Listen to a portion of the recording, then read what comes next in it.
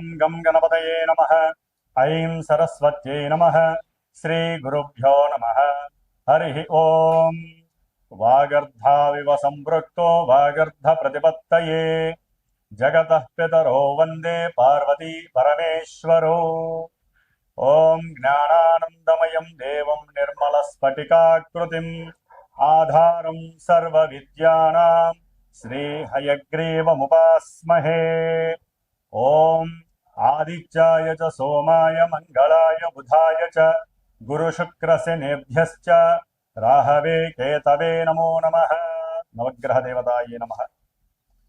వీక్షిస్తున్నటువంటి ప్రేక్షకులందరికీ కూడా శ్రీ పరాభవనామ సంవత్సర శుభాకాంక్షలు.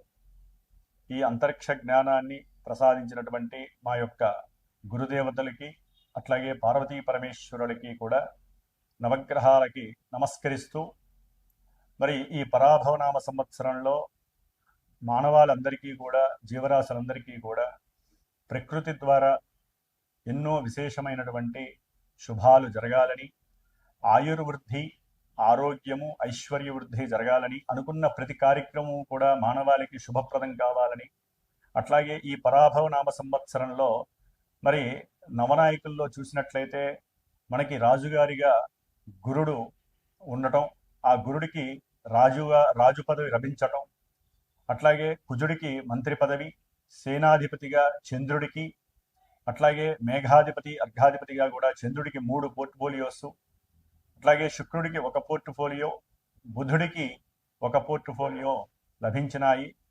శని భగవానుడికి మాత్రము ఎటువంటి అధికారము లభించలేదు.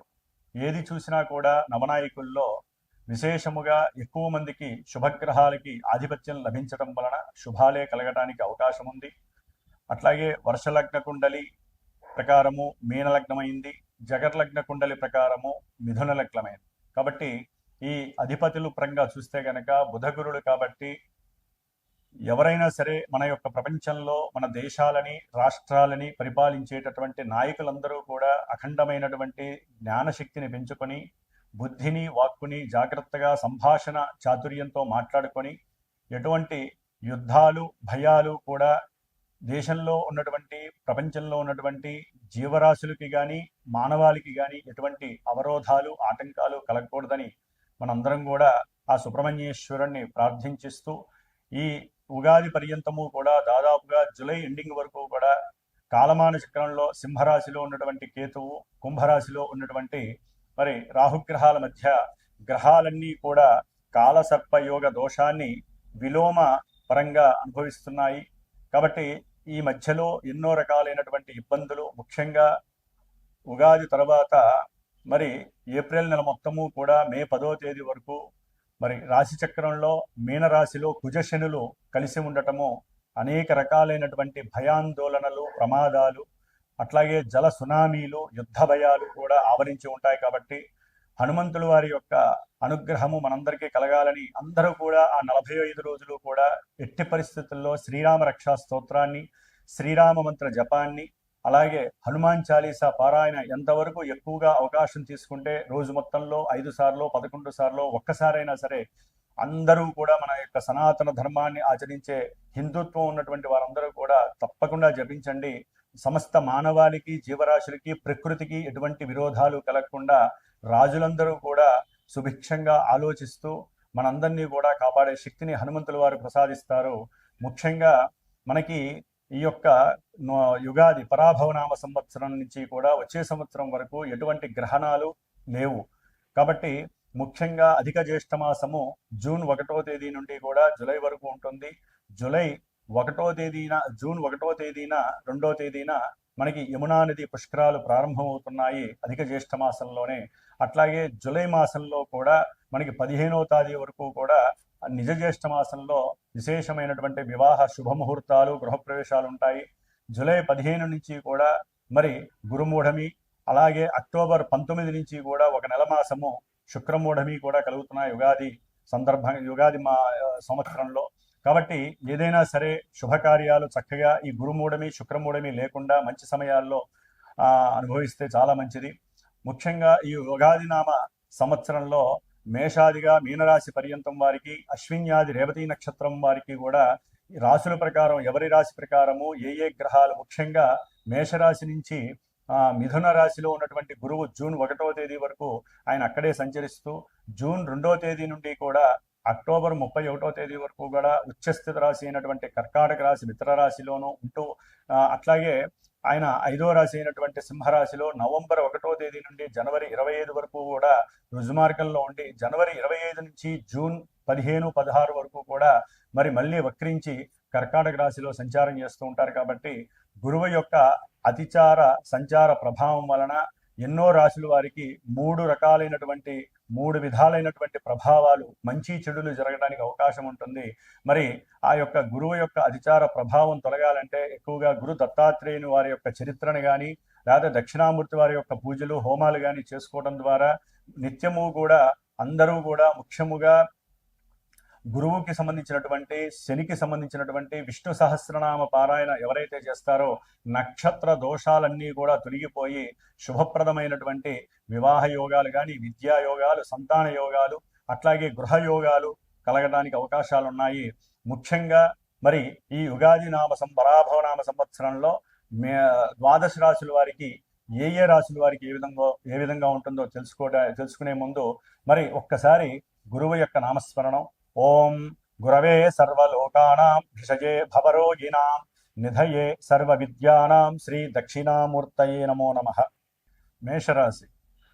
మేషరాశి వారికి ముఖ్యంగా యుగాది పరాభవనామ సంవత్సరం మొత్తం కూడా గ్రహాల యొక్క స్థితిగతుల్ని పరిశీలించగా మరి ఈ మేషరాశిలో ఉన్నటువంటి అశ్విని 4 పాదాల వారు, అట్లాగే భరణి నక్షత్రం 4 పాదాల వారు, కృత్తికా నక్షత్రం 1వ పాదం ఉన్నటువంటి ఈ మేషరాశి జాతకులు మరి తృతీయంలో ఉన్నటువంటి గురుని యొక్క ప్రభావము వీరికి జూన్ 1వ తేదీ వరకు కూడా ఎన్నో రకాలైనటువంటి కార్య ఆటంకాలని, ఇబ్బందుల్ని కలుగజేస్తూ అనుకున్న ప్రతి సంకల్పంలో కూడా కొంత విరోధత్వాలని, బంధుమిత్రుల యొక్క సహాయ సహకారాలు లేనటువంటి పరిస్థితిని కలుగజేస్తూ ఉంటుంది.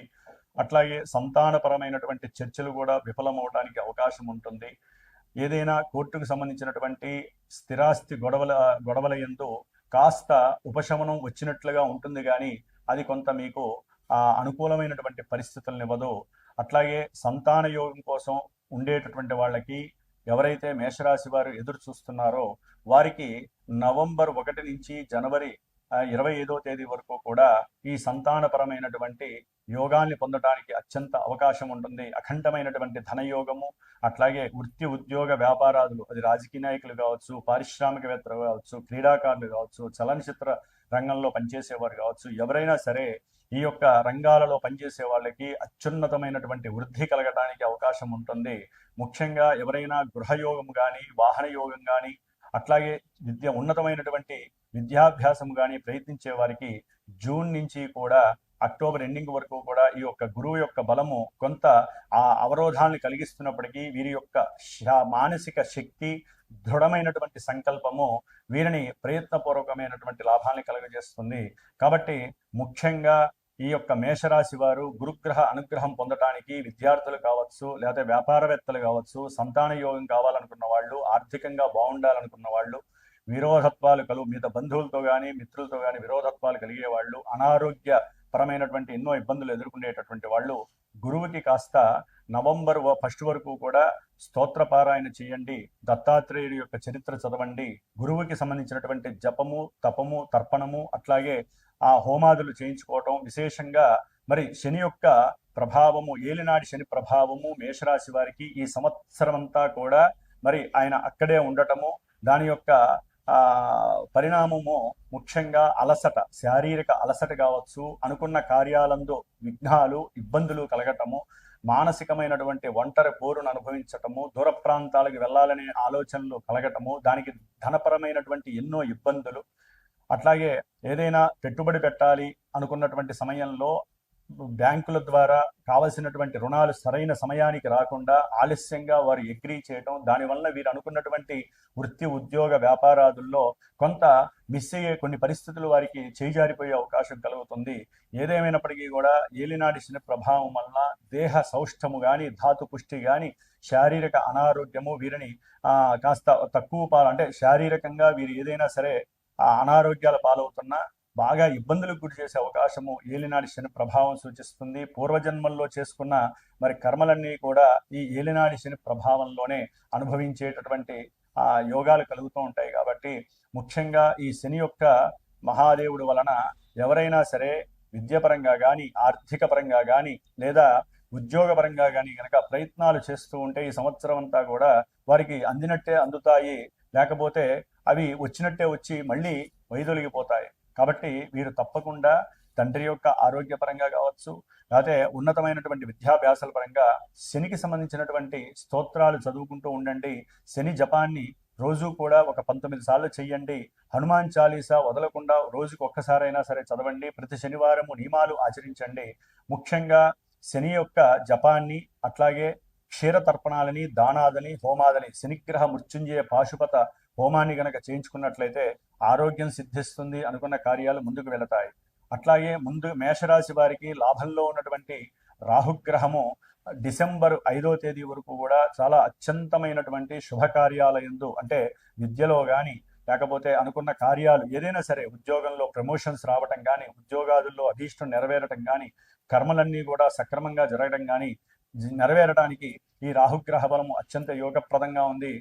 డిసెంబర్ 5 తర్వాత కూడా మేషరాశి వారికి 10వ స్థానంలో ఉన్నటువంటి రాహుగ్రహము ఉన్నతమైనటువంటి గౌరవ ప్రతిష్టాదుల్ని, కీర్తి ప్రతిష్టల్ని, అట్లాగే ఉద్యోగాదుల్లో కూడా కాస్త అవసరమైతే దూర ప్రాంతాలకి బదిలీ అవ్వటము, ఇలాంటి వాటిల్లో ఉన్నతమైనటువంటి ఆర్థిక వ్యవస్థల్ని కూడా నిలబెట్టే అవకాశము రాహుగ్రహం చేస్తోంది.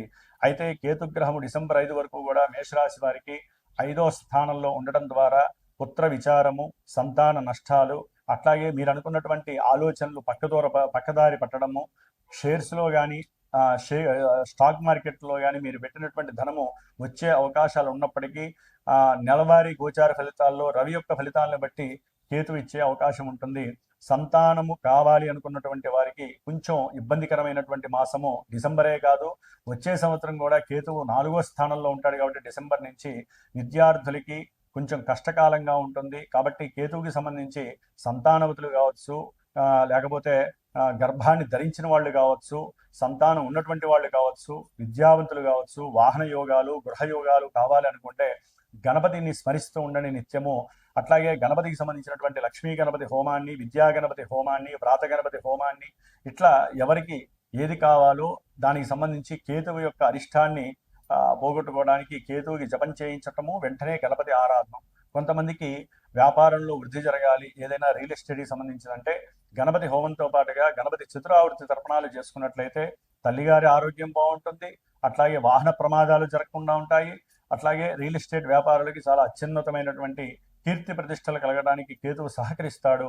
కాబట్టి ఈ మేషరాశి వారు సాధ్యమైనంత వరకు ఈ సంవత్సరం అంతా కూడా హనుమంతుడిని ఆరాధించండి, శ్రీరామరక్షా స్తోత్రాన్ని చదవండి. ముఖ్యంగా శనికి, కేతువుకి మాత్రము మరియు గురుడికి జపతపాదులు ఆచరించి వారికి సంబంధించినటువంటి మృత్యుంజయ పాశుపత రుద్రహోమాన్ని ఆచరిస్తూ ఉండండి. ప్రతి మాస శివరాత్రికి మహన్యాసపూర్వకంగా పంచసూక్త రుద్రాభిషేకం చేయించుకున్నట్లయితే కనుక ఆ నెల రోజులు ఈశ్వరానుగ్రహం మిమ్మల్ని రక్షిస్తుంది.